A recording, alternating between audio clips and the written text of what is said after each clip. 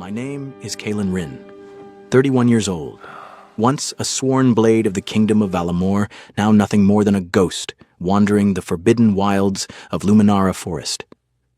6 months ago, they stripped me of my rank, my sword, and my name. They called me deserter, traitor, all because I refused a single order. The order was simple: burn Crossmere to the ground, every house, every barn, every living thing inside. The village had sheltered wounded orcs, enemy soldiers, yes, but also women and children who had nowhere else to run. I stood there in the torchlight with my blade in hand and told General Alaric Vagorn, the man who had trained me, that I would not do it. He looked at me like I had already died. They dragged me away in chains, no trial, just exile into the forest everyone said no one ever left. I walked until my boots wore through, until my stomach forgot what food tasted like, until the only voice left in my head was hunger. Hunger has its own logic. At first it whispers, then it bargains, then it screams. By the third day without food, reason starts to crack. You look at roots you would have stepped over yesterday and wonder if they might be edible. You stare at mushrooms the color of rot and think, maybe this one won't kill me. That was when I found the moon petals. They grew in a small clearing where moonlight somehow reached the forest floor even at midday. The flowers were beautiful in a way that felt wrong, petals thin and silver white, glowing faintly like captured starlight. Every child along the border knew the stories. Moon petals were poison, beautiful, sweet, and deadly. Eat one, and your blood turned to fire. Eat enough, and you never woke up. I knew the stories. I still knelt down, hands shaking, and plucked a handful. The first petal touched my tongue and tasted like forgiveness. Sweet, cool, almost kind. The second and third followed before I could stop myself. For one heartbeat, I felt nothing but relief. Finally, something in my stomach. Then the fire began. It started in my throat and raced down my chest like liquid lightning. My vision folded in on itself. The trees tilted sideways. I tried to stand, but my legs had already given up. I hit the ground hard, face pressed into damp moss and rotting leaves. The last clear thought I had was simple and stupid. At least I won't be hungry anymore. Darkness swallowed me whole. I don't know how long I lay there. Time had stopped meaning anything. What finally pulled me back toward the light was the sound of footsteps. Heavy, deliberate, crushing leaves and snapping twigs without care for silence. Someone was coming. A voice cut through the haze, low and rough, edged with irritation. Dead like this? What a waste of a perfectly good idiot. Strong hands grabbed the back of my cloak and hauled me upright. I was too far gone to fight or even open my eyes properly. The world became a blur of motion. Being dragged, my boots scraping across the forest floor, branches whipping past my face. Every jolt sent fresh fire through my veins. I tried to speak, but only managed a weak groan. Whoever was pulling me muttered something in a language I didn't understand, then switched to common, voice thick with frustration. Hold on, fool. If you die now, I'll kill you myself.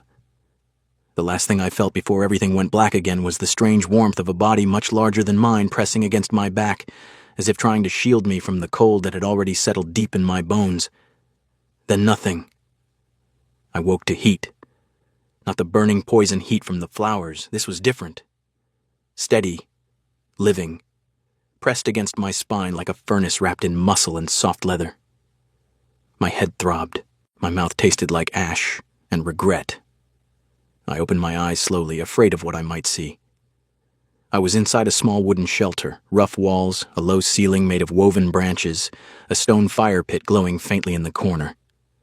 No furniture, no windows, just earth floor and the faint smell of smoke and something metallic, sweet. And an arm. A thick green-skinned arm was draped heavily across my chest, holding me close. The hand at the end of it was large, calloused, scarred across the knuckles. I could feel slow, deep breathing against the back of my neck, warm puffs of air that stirred my hair. My heart slammed against my ribs. I turned my head just enough to look over my shoulder. A female orc was curled behind me, asleep. Her face was inches from mine, long black hair spilled across her cheek and shoulder. Her skin was the deep green of summer leaves after rain, marked with old battle scars that ran like silver rivers across her collarbone and down one powerful arm. Small tusks curved from her lower jaw, Even relaxed in sleep, her features were sharp, regal, dangerous. I knew that face. Every soldier in Valamor had seen sketches of it. Medria Bloodpeak, queen of the Bloodpeak clan, the orc who had taken her father's throne by challenging his killer to single combat and winning. The same orc whose name our generals spat like a curse. And right now, she was holding me like I was something worth keeping warm. I stayed perfectly still. Moving seemed like the fastest way to die. My mind raced through every possible scenario, each one ending with her waking up and snapping my neck for being a human in her arms. Outside, birds began to sing. Morning light filtered through gaps in the wooden walls. Medria stirred. Her arm tightened for a fraction of a second, then went rigid as awareness hit her. She pulled away so fast I almost fell forward. In one fluid motion she was on her feet, eyes wide, then narrowing into sharp slits. The queen of the Bloodpeak clan stared down at me like I was a problem she hadn't planned on solving. We looked at each other in the dim light of the shelter, two enemies who had somehow ended up sharing body heat through the night. Her voice came out low and rough like gravel under a boot. "You're still alive." I swallowed, my throat raw. "Apparently. You ate moon petals." I was hungry. Moon petals are not food. I figured that out. Silence stretched between us, thick and dangerous. She crossed her arms, studying me like a hunter deciding whether the wounded animal was worth the arrow. I spoke first, because the quiet was worse than any answer she might give. "Why am I still breathing?" She turned toward the low doorway, looking out at the forest as if the trees might give her an answer. When she spoke again, her tone was flat, almost annoyed. "Don't flatter yourself, human. I needed shelter. You happened to be in the way." But her eyes flicked back to me for a moment too long, and in that glance, I saw something that didn't match her words. Something almost like recognition, something almost like regret. I sat up slowly, my body aching like I'd been beaten with a hammer. The shelter was crude, probably an old hunter's hut, long abandoned. My pack was in the corner, my sword missing but otherwise untouched. The fire had burned low, just embers now. "You dragged me here," I said. "Why not leave me to die?" She didn't answer right away. Instead, she knelt by the fire pit, stirring the coals with a stick until flames flickered back to life. Her movements were precise, efficient, like someone who had done this 1,000 times alone. "I could have," she finally said. "It would have been easier." "Then why didn't you?" Her shoulders tensed. She poked at the fire harder than necessary. "My brother nearly died from moon petals when he was 8. A dare from his friends. I found him collapsed in the woods, foaming at the mouth. I carried him to the healer and watched him for 3 days while the fever broke." She paused, her voice dropping lower. "When I saw you lying there with that same stupid peaceful look on your face, like death was just a nap, I couldn't walk away. It wasn't logical. Still isn't." I stared at her. The queen of the Bloodpeak clan, scourge of Valamor's borders, had saved me because of a memory. Not strategy. Not mercy for an enemy. Just a ghost from her past. "I'm sorry about your brother," I said quietly. "Don't be," she snapped, but there was no real bite in it. "He lived, grew strong, died 2 years ago in a skirmish with your kind." The words hung there, heavy as smoke. I didn't know what to say. Apologies felt hollow. Instead, I asked the question burning in my mind. "You know who I am?" She glanced at me, her eyes sharp as flint. "No. Should I?" "Caelin Rinn, exiled from Valamor for refusing to burn Crossmere." Her expression shifted, subtle, but there. Recognition. Crossmere, the village that sheltered my wounded warriors. "Yes." "You refused the order." "I did." She stood brushing dirt from her leather pants. "And they exiled you for that?" "They did." Another silence, this one different, less hostile. She paced the small space, her boots thudding softly on the earth floor. "Fools," she muttered. "Both sides." I couldn't help but agree. "We're not so different, are we?" She stopped, turning to face me fully. For the first time, a ghost of a smile tugged at her lips. Not warm, but real. "Careful, human. Say that too loud and someone might believe you." I managed a weak laugh. It hurt my chest. "Your secret's safe." She nodded once, then grabbed a water skin from the corner and tossed it to me. "Drink. The poison's mostly out, but you'll feel like death for a day or two." I drank greedily, the water cool and clean. When I lowered it, she was already at the doorway, pulling aside the hide flap to let in more light.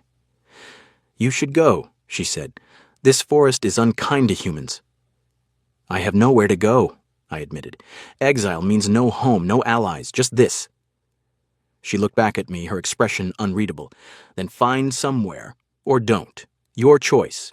With that, she stepped out into the morning mist and vanished into the trees, leaving me alone in the shelter with the dying fire and the lingering warmth of her presence on my skin. I sat there for a long time, staring at the spot where she had been. The Queen of the Orcs had saved my life, not out of pity, not out of calculation, just because she couldn't walk away. And somehow, that made the world feel a little less broken. But only a little. 3 days later, she came back. I was skinning a rabbit by the stream when I heard the footsteps. Deliberate, unhurried, the same heavy tread that had dragged me through the forest. I didn't look up at first. Part of me thought I was imagining it. The other part knew better. No one else walked like that in these woods. When I finally raised my head, Medria was standing 10 paces away, arms crossed, watching me work. The morning light cut through the trees and caught on the silver rings in her tusks. She wore the same simple leather gear, but today there was a fresh scratch across her forearm, still beating with blood. "You're still here," she said. Not a question, more like an accusation. "Nowhere else to be," I replied, wiping the knife on my sleeve. "Figured the forest would finish what the moon petals started." She didn't smile. She never seemed to. Instead, she walked closer and dropped a small bundle at my feet, dried meat, a few flatbreads, and a water skin that smelled faintly of herbs. "Eat," she ordered. "You look like death, warmed over." I stared at the food, then at her. "Why?" "Because if you die out here after I dragged you 2 miles, it makes me look incompetent." I almost laughed. Almost. Instead, I tore into the meat like a starving man, which I was. She sat on a fallen log across from me, elbows on her knees, watching the stream rush past. For a long time, neither of us spoke. The silence wasn't uncomfortable. It felt earned. When I finished, I wiped my mouth with the back of my hand. "You didn't have to come back." "I know. Then why did you?" She picked up a small stone and skipped it across the water. 4 jumps. Impressive. "I told myself it was to check if you were still breathing. Make sure the poison hadn't finished the job." "And the real reason?" Her jaw tightened. "Because the last person I watched die from moon petals was my little brother, and for 3 nights straight I sat there wondering if I could have done something different. I didn't want to carry that again." I didn't know what to say to that, so I said nothing. She didn't seem to expect me to. She visited again 2 days later, then 3 days after that. Each time she stayed longer. At first it was just food and a few clipped words. Then it became conversations that stretched into the evening. We talked about war. Not the glory, but the exhaustion of it. The way it hollowed you out until you forgot what peace even felt like. She told me how she had taken the throne by killing the orc who murdered her father, and how half her own clan still whispered that she was too soft for the crown. "I want peace," she admitted one night, staring into the fire I'd built. "But every time I speak it aloud, someone calls me weak. They say an orc queen who doesn't crave blood isn't a queen at all." I fed another branch into the flames. "My people called me traitor for the same reason. Refusing to burn a village full of innocents made me the villain." She looked at me then. Really looked. Her amber eyes reflecting the firelight. "We're both traitors to our own kind." The words hung between us like smoke. By the 5th visit, something had shifted. She no longer left at dusk. She stayed until the stars came out, sitting across from me with her back against a tree, knees drawn up. I told her about the night I refused General Vagorn's order, about the look on his face when I dropped my sword. She told me about the weight of the crown, how every decision cost lives no matter which way she turned. One night, the air was colder than usual. I added the last of my wood to the fire. She watched the flames for a long time before speaking. "I have a proposal for you, Kaelin Rin." I raised an eyebrow. Should I be afraid? Probably. She met my gaze without flinching. "Come back with me. To the Blood Peak clan. I froze, the stick in my hand halfway to the fire. You're joking. I don't joke about my clan. Her voice was steel. I need hunters who know how to move quietly, who can teach my warriors better ways to survive instead of just charging in. And I need proof. Proof of what? That humans and orcs don't have to kill each other on sight, that someone from the other side can stand among us without a blade at their throat. She leaned forward, firelight dancing across her scarred face. You're already exiled. You have no home to return to, and you chose not to burn my people when you could have. That means something. My heart was pounding. Your clan will tear me apart the moment they see me. I will protect you, she said simply. My word is law. Anyone who touches you answers to me. I stared at her. The queen of the Bloodpeak clan was offering me a place in her world, not as a prisoner, not as a trophy, as something dangerously close to an ally. This is insane, I said. Yes, she agreed. The worst idea I've had in years. I looked around at the forest that had become my prison. The empty days, the endless hunger, the silence that pressed down until I couldn't breathe. Then I looked at her. When do we leave? I asked. She stood, brushing dirt from her leathers. Dawn, pack light, and try not to die before we get there. As she disappeared into the trees, I sat by the dying fire, heart racing with something I hadn't felt in months. Fear and hope. The worst idea in years. And I was going to say yes. The journey north through the Forbidden Forest took 4 days. Medrea moved like she owned every shadow, every root, every breath of wind. I followed half a step behind, my pack light, my sword long gone, carrying only the clothes on my back and the small knife she had given me on the second morning. We spoke little at first. The silence between us felt like a held breath. At night we slept beside the same fire, close enough for warmth, but never touching. Each morning she woke before dawn, checked the perimeter, and handed me dried meat without a word. I ate it anyway. On the 4th day, the trees thinned. The land opened into a wide valley cradled between jagged mountains. I stopped at the tree line, stunned. This was no war camp. Stone longhouses with thick thatched roofs stood in neat rows. Smoke rose from dozens of chimneys. Children, small green bodies darting between legs, chased each other with wooden swords. Women mended armor by the river, men hauled timber. The air smelled of wood smoke, roasted meat, and wet earth. It looked alive. Medrea glanced back at me. Close your mouth, human. You look like you've never seen a village before. I haven't seen one like this, I muttered. She led me straight to the largest building in the center, the Great Hall. Warriors stopped what they were doing to stare. Whispers rippled outward like wind through grass. A child pointed. A mother pulled her daughter behind her skirts. I kept my eyes forward and my hands empty. Inside the hall, the air was thick with smoke and tension. 10 orc chieftains sat around a massive oak table, their faces carved from stone and old grudges. At the head sat an empty seat, Medrea's throne. She took it without ceremony. Every eye turned to me. A massive orc with a scarred face and a broken tusk rose first. His name was Krugen. I learned it quickly because he spat it at me like a curse.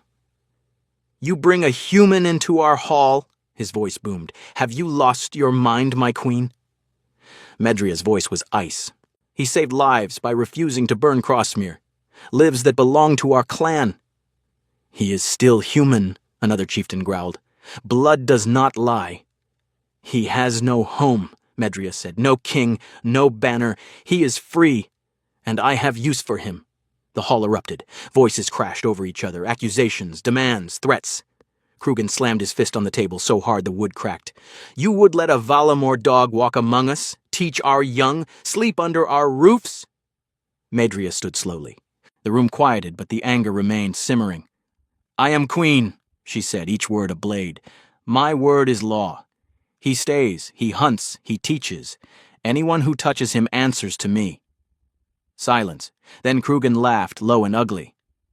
Then I challenge your word, Vongtron, dawn. Winner decides the fate of this human. Medrea didn't blink. Accepted. The hall exploded again. I stood there, heart hammering, realizing I had just become the prize in a fight for a throne. That night, Medrea found me outside the hall, leaning against a wooden post and staring at the stars. She carried 2 tankards of something that smelled like fermented honey. "You're an idiot for agreeing to this," I said. "I know." She handed me a tankard, but backing down now would be worse. I took a long drink. It burned going down. "If you lose—" "I won't lose." She looked at me, firelight from a nearby torch dancing in her eyes. "But if I do, run. Don't look back." I met her gaze. "I'm not running." She studied me for a long moment, then turned away. "We'll see." Dawn came too quickly. The entire clan gathered in a wide circle of packed earth behind the great hall. Torches burned around the perimeter. Warriors stood shoulder to shoulder, their faces grim. Krugen waited in the center, bare-chested, muscles rippling under old scars, fists wrapped in leather. Medria stepped into the circle wearing only leather breeches and a simple chest wrap. No armor, no weapons, just muscle, speed, and centuries of orc pride. The rules were simple: no killing. First to yield or fall unconscious wins, but everyone knew the truth. Some fights didn't end cleanly. They began without ceremony. Krugen charged like a battering ram. Medria slipped aside at the last second, driving her elbow into his ribs. He grunted but didn't slow. He swung again, a haymaker that would have shattered bone. She ducked under it, swept his leg, and slammed her knee into his stomach as he fell. The crowd roared. They fought like storm and mountain, brutal, unrelenting. Krugen relied on raw power. Medria used his strength against him, turning every charge into an opening. Blood trickled from her lip. A bruise bloomed across Krugen's cheek. Then he caught her, his massive arms locked around her waist, lifting her off the ground. She twisted, but he squeezed harder. I heard her ribs creak. The clan cheered. I stepped forward without thinking. A hand grabbed my shoulder, hard. "Don't!" an old orc warrior growled beside me. "This is her fight!" Medria's face twisted in pain. Then she slammed her forehead into Krugen's nose. Cartilage crunched. He roared and loosened his grip just enough. She dropped, spun, and drove her fist into the exact same spot on his ribs she had hit earlier. Once. Twice. 3 times. Krugen staggered. Medria didn't stop. She leaped, wrapping her legs around his neck and twisting. They crashed to the ground. She locked her arm around his throat, squeezing with everything she had. "Yield!" she hissed. Krugen's face turned purple. His hand slapped the dirt once, twice. A 3rd time, Medria released him and stood. The circle fell silent. She looked at every face, breathing hard, blood on her knuckles. "I am still your queen," she said, voice carrying across the valley. "And he stays." No one cheered, but no one challenged her either. As the crowd began to disperse, Krugen pushed himself up on one knee, wiping blood from his mouth. His eyes found mine across the circle. They burned with hatred, but he said nothing. Medria walked toward me, limping slightly. She stopped close enough that I could see the exhaustion in her eyes. "You still want to stay?" she asked quietly. I looked at the blood on her hands, at the warriors watching us with suspicion, at the future that had just become 1,000 times more dangerous. I met her gaze. "Yes," I said. She gave the smallest nod. "Then welcome to hell, Caelin Rin." And for the first time since I had been exiled, I smiled. The first real attack came at the height of summer, when the valley was thick with wildflowers and false hope. Word arrived at dawn. A Valamor raiding party had burned 3 border hamlets during the night. Retaliation followed by sunrise, orc warriors striking back, killing soldiers, taking supplies. Then another raid, then another. The old cycle spun faster than anyone could stop it. Medria stood in the great hall surrounded by maps and shouting chieftains. She wanted defense. Fortify the passes. Protect the villages. Refuse the pointless raids that only fed the fire. Krugen and the hardliners wanted blood. Immediate. Total. I stood at the edge of the room, silent, watching her face tighten with every raised voice. When the arguments grew loud enough to shake the rafters, she slammed her fist on the table. "Enough. We do not chase ghosts into the dark. We hold the line." The hall went quiet, but the anger remained, simmering like coals under ash. That night she found me outside, sharpening arrowheads by firelight. She sat across from me without a word. The silence stretched until she finally spoke. "Vagorn is coming." I looked up. "How many?" 200, maybe more, with siege engines." She rubbed her face, suddenly looking every one of her 34 years. "He says the king wants the orc threat removed once and for all." I set the whetstone down. "Let me speak to him." You think he'll listen? I was his student once. Maybe some part of him still remembers the man who taught me honor matters more than orders. She studied me for a long moment, then nodded once. The next morning, I walked out under a white flag. Vagorn met me on the open field between our lines, armor gleaming, face carved from stone. The man who had once called me son now looked at me like I was already dead. "Kalen," he said, "I'd still playing traitor? Still playing soldier?" I shot back. "You taught me better than this." He laughed without humor. "The king has spoken. The orcs must be driven back or destroyed. There is no middle ground. There is always middle ground," I said. "Let the civilians go. Stop this before more children die on both sides." His eyes hardened. "Children died at Crossmere because you refused my order. Don't lecture me about mercy now." He gave us 1 hour to evacuate the non-combatants.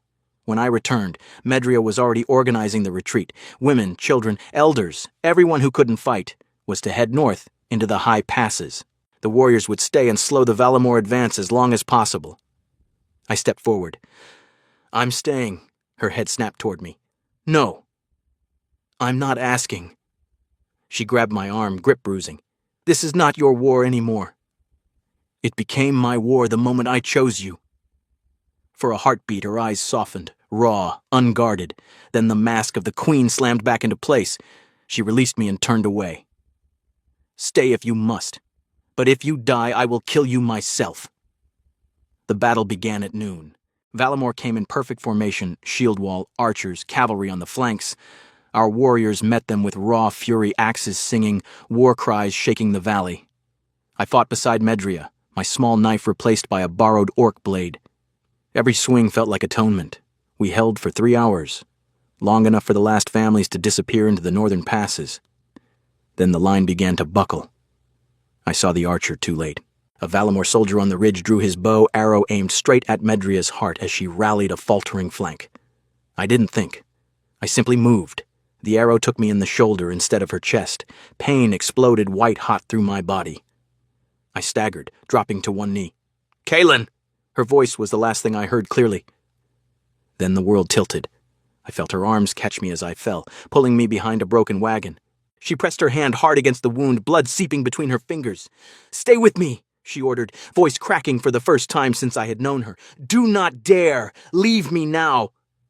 I tried to speak, but only managed a groan. Her face swam above me, fierce, terrified, beautiful. For one brief moment, the queen was gone, and only the woman remained, holding me like I was the only thing left in her world. "The healer found us there." Old Nell worked fast, cursing under her breath as she packed the wound with herbs and bound it tight. I drifted in and out, aware only of Medria's hand never leaving mine. When I woke again, it was night. The battle had ended in a fragile stalemate. Vagorn's forces had withdrawn just enough to regroup. Medria sat beside my pallet in the makeshift infirmary, armor still streaked with blood. Mine and others. She looked exhausted. But when our eyes met, something in her face eased. "You idiot," she whispered. "I know." She leaned down and pressed her forehead to mine. "If you ever do that again, I will finish what the arrow started." I smiled weakly. Worth it. 3 days later, under a white flag, Medria and Vagorn met on neutral ground. No grand treaty, no cheering crowds. Just 2 tired commanders signing a simple agreement. Cease hostilities along the border for 1 year. Review terms after. It was paper thin, held together by nothing but mutual exhaustion and the memory of too many dead children. As they signed, I stood behind Medria, shoulder bandaged, arm in a sling. Vagorn met my eyes once. There was no forgiveness there, but there was something close to understanding. When it was done, Medria and I walked to the edge of the valley at sunset. The forest stretched below us, dark and endless. I pulled the dried moon petal from my pocket, the one I had carried since the night she saved me. I held it out to her. She took it gently, turning the fragile bloom between her fingers. "From death," I said, "something new can begin." She looked at me, eyes bright with everything we had survived. "Then let's begin." We stood there as the sun dipped below the mountains, 2 outcasts from 2 worlds, choosing each other anyway. The peace we had won was fragile. Tomorrow it might shatter. But tonight, under the same sky, we held it together. And for now, that was enough.